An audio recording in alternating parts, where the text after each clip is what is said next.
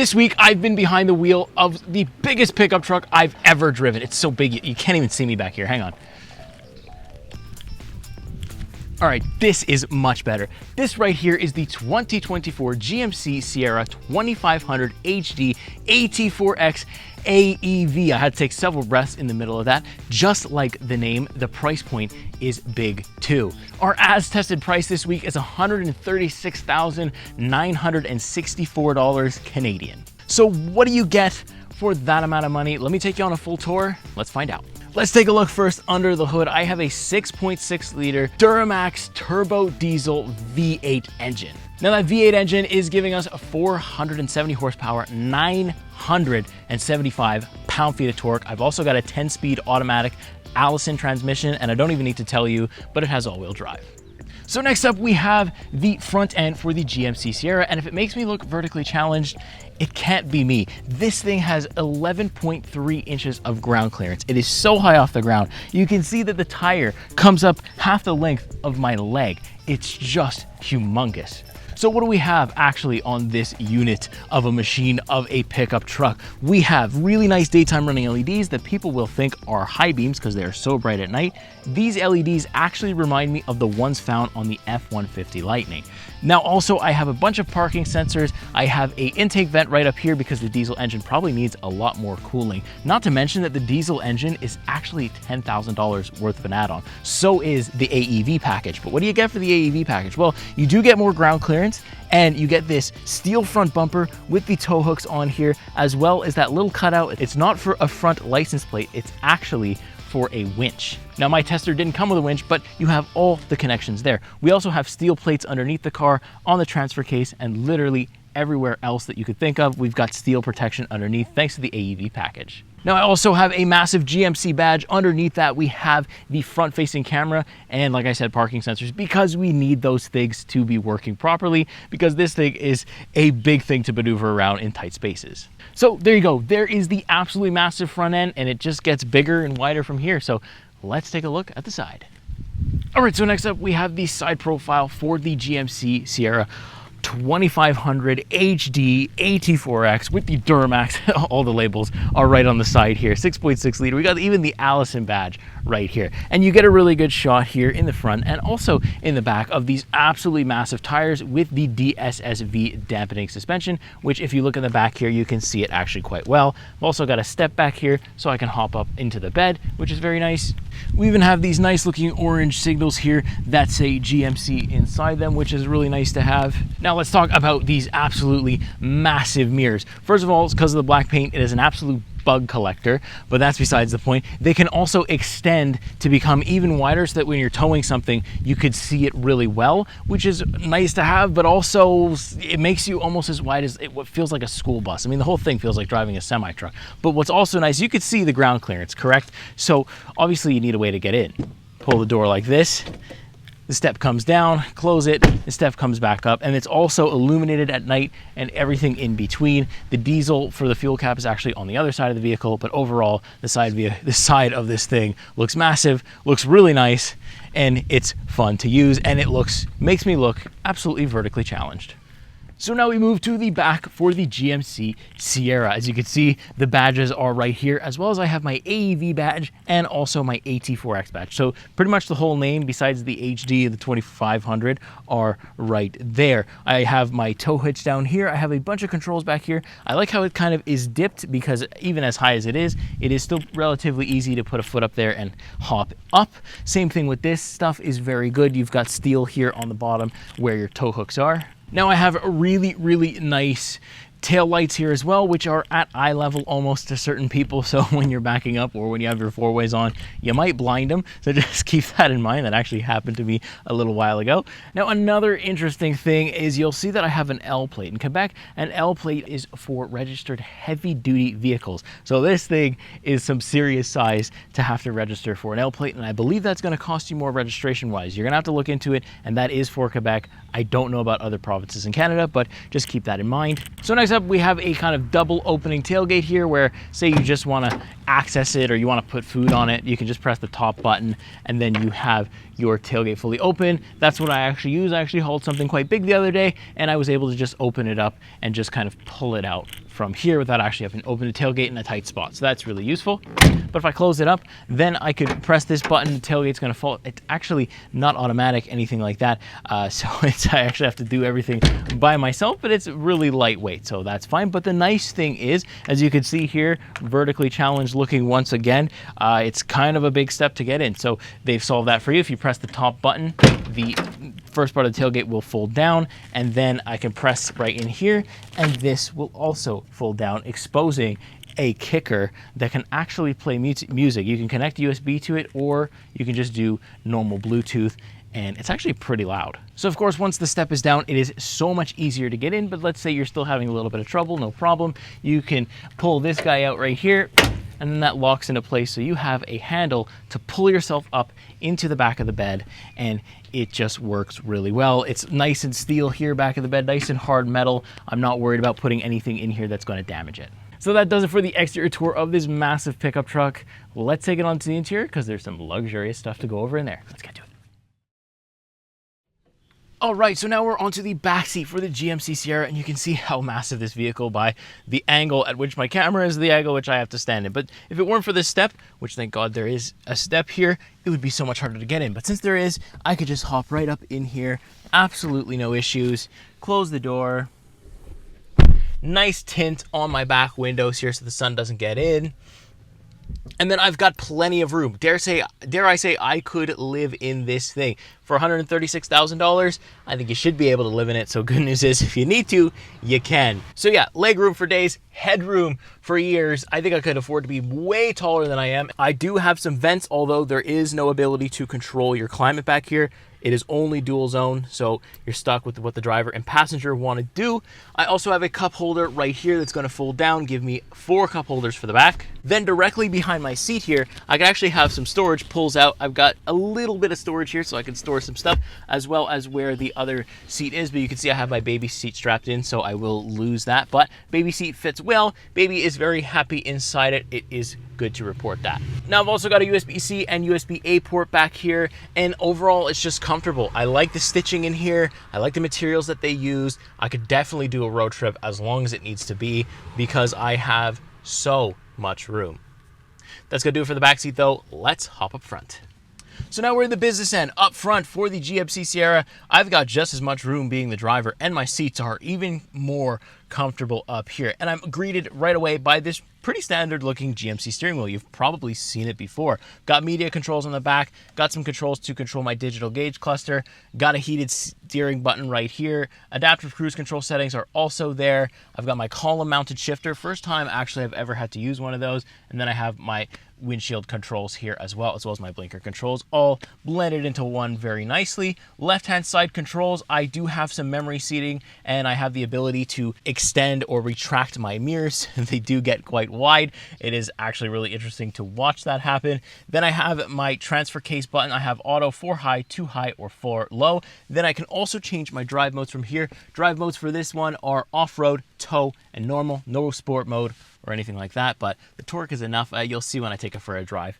Then I also have some lighting controls as well. You can kind of light up different parts of the vehicle, like the bed, the mirrors, and stuff like that. I didn't get too much time this week to actually experiment with that, but just from the few times I did see it at night, it is pretty well illuminated, so that's good.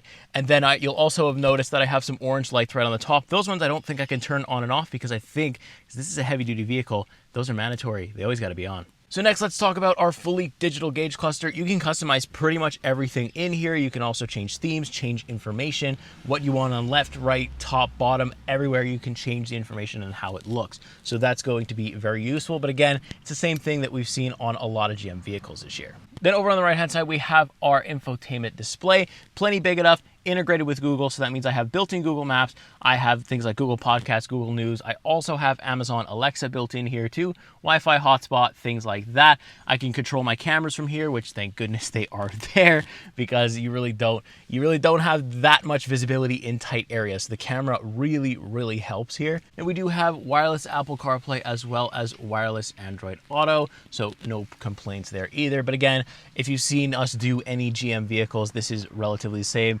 Google integrated, works really nice. Then a little bit lower, I have this absolutely massive engine start-stop button. You literally cannot miss it. Then I have my HVAC controls. I have ventilated seats as well as some different configurations for my heated seating.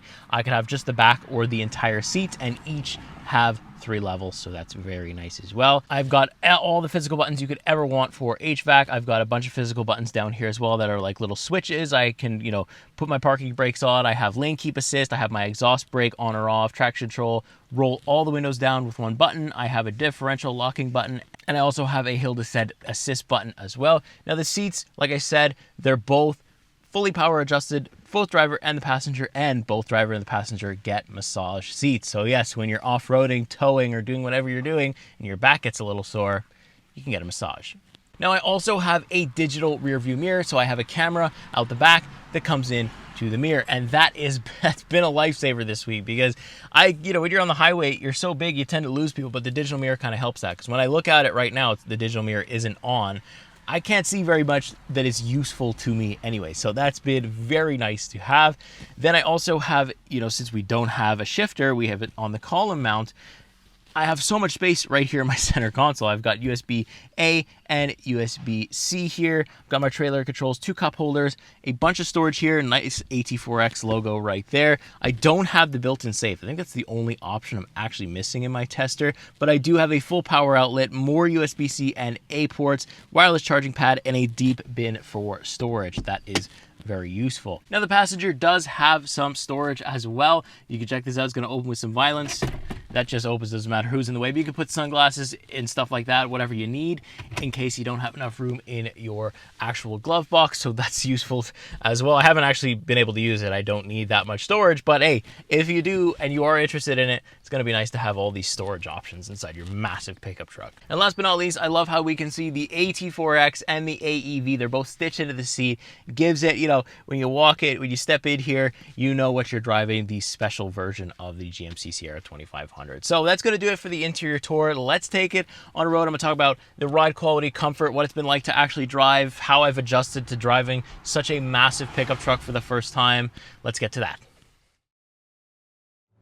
All right, so now we are on the road with the GMC Sierra 2500 HD AT4X AEV. That's how fast I can say it. It is such a mouthful, but anyways, I am really high up off the ground. My visibility is surprisingly getting better. It was one of those things where when I picked up this truck, I was super intimidated. I was like, this is way out of my league. This is way too big. There's no way I'm gonna get used to this thing. But here I am now, actually pretty confident in my ability to maneuver this absolutely massive behemoth of a pickup truck. And it's nice, you know. So to people that are interested in buying one of these things, but you're worried about the maneuverability, once you spend a couple of days with it, you really do get a grip on, you know, its size and kind of where your tires are. Especially this guy having absolutely massive tires, it's important to always know where your tires are going to be. So let's give it some gas here. I have it in the, you know, the best performance mode. Let's go all the way. That torque is instant. That's interesting. It's kind of like when you really get to high speed and you keep your foot in, the front end, I noticed this week too, the front end kind of like does this a little bit, but I don't actually have to do much correction to the steering wheel. It's kind of an interesting feeling. As you can see, the diesel engine isn't very loud. The exhaust note isn't very loud, but that torque is real. I mean, it's not like an instant EV torque where you're put back in your seat, but it is enough torque where you're like, hey, I'm moving. I'm moving here. So it is kind of fun to do that, and it just tells me again that amount of torque, almost 1,000 pound-feet of torque, like 975. We're so close, you know, we're not far off 1,000 here. Is so much torque, which just tells me that this is really primarily meant to tow and to haul big loads, you know, big heavy things. I could probably, you know, tow like 3 of my old car. You know, that's how much I could probably tow. Well, we know 18,000 pounds, which is, I think, yeah, I could tow quite a bit in here. So let's go. Fuel economy, I'm at 20.2 liters per 100 kilometer. I've done about 300 kilometers, 400 kilometers by this point. So yeah, the diesel has been actually rather efficient, I want to say. Like, I was expecting it to be way worse. And actually, when the vehicle idles, so when I'm just filming and I have the engine on, that number goes way up. I had it in the 30s when I was idling a lot, filming a bunch of stuff for the channel here. So when it gets used, when you're on the highway, the fuel economy actually drops a lot. This thing doesn't seem to like to idle. It seems to work pretty hard to actually keep itself cool because, again, it's been hot out this week.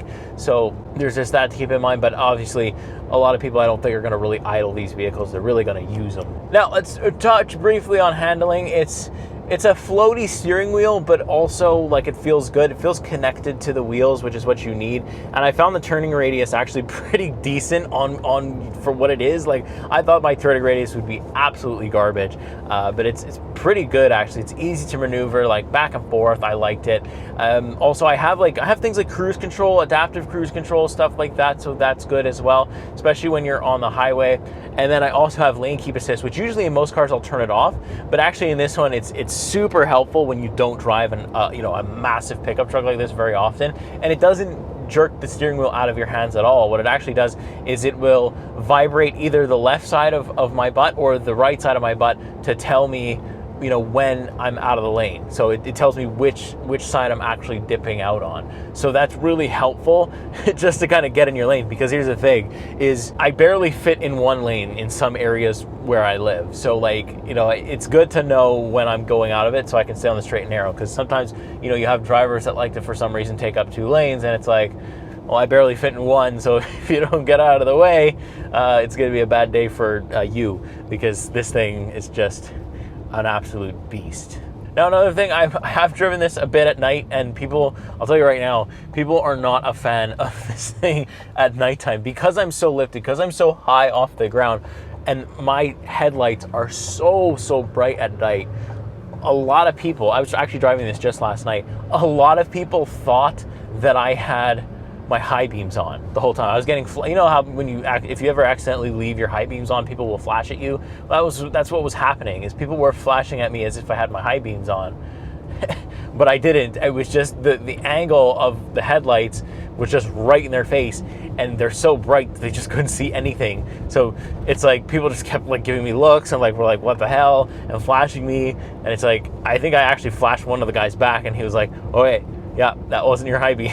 It's like, it gets even worse if I turn my high beams on. So yeah, you will blind literally everybody on the road, as well as make every other pickup truck feel small and insignificant, because everybody else driving a pickup truck is looking at me like, oh my God, that thing is absolutely useless and unnecessary and big. And I've had a couple of head shakes even from when I go to the grocery store or whatever. People are shaking their head at me because I'm sliding out of this truck, and I'm not a big guy. I'm not even I don't even look like somebody who would own a truck like this. So it's just people are like, what the hell is he doing in that thing?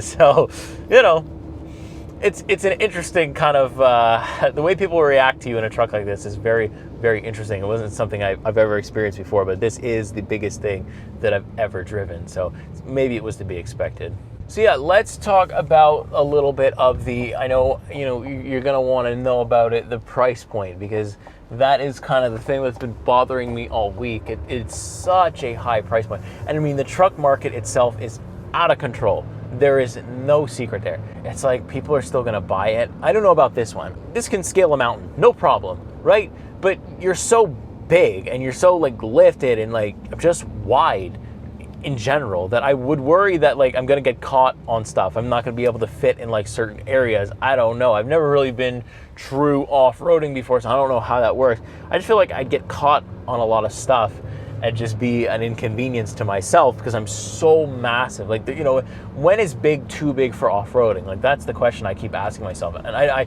don't really know, but I feel like I would want something a little bit more small, a little bit more nimble with around the same power. That's a lot of money. It really is, and I think that it will sit. I haven't seen another one like me, not even close. I've seen another 2500 HD AT4, but not the AEV, and he also was the gas version, because the diesel version is a $10,000 add-on.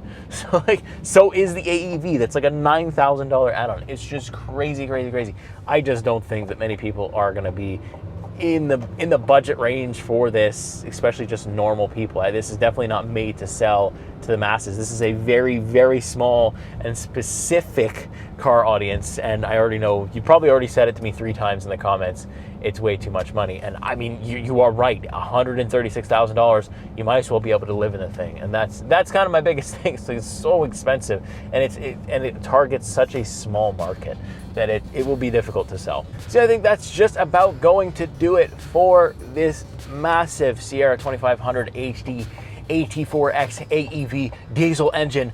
Crazy long name, crazy big truck. It's been a good week. It really has. Overall, I think it's great. You've got a commanding view over everybody. If you like being the biggest thing on the road, if you like feeling like a tank that can handle any weather, anything that you throw at it, the diesel engine kind of really ties all that in together. And I mean, if you can afford it, I don't think you'll be that disappointed. For me, there really isn't much here missing for $136,000, but you know, such is the truck market, such is the way that things are gonna go. And you know, that's the part that's like, well, you're probably not gonna see very many of them. But if you do happen to own one, let us know in the comments. I'm really curious to see that. Let us know, would you even pay close to 100 grand for one of these pickup trucks? Because you can spec it lower. You don't have to get the diesel and stuff like that. So let me know, are you in the market for one of these things, and what is your thought process on that, and what do you think specifically about the vehicle that I just showed you? So with that being said, make sure you subscribe here to PRN. Make sure you turn on our bell notifications. That way you're notified for every single post, because YouTube is not helpful at showing you them organically. You're gonna have to take some action and actually tell it to show it to you or notify you every single time we post. And if you do that, you won't be disappointed, because we have a summer of really nice stuff coming up, and you're not gonna wanna miss any of it. So stay tuned. With that being said, I'll see you next week. See you in the next car. Take care.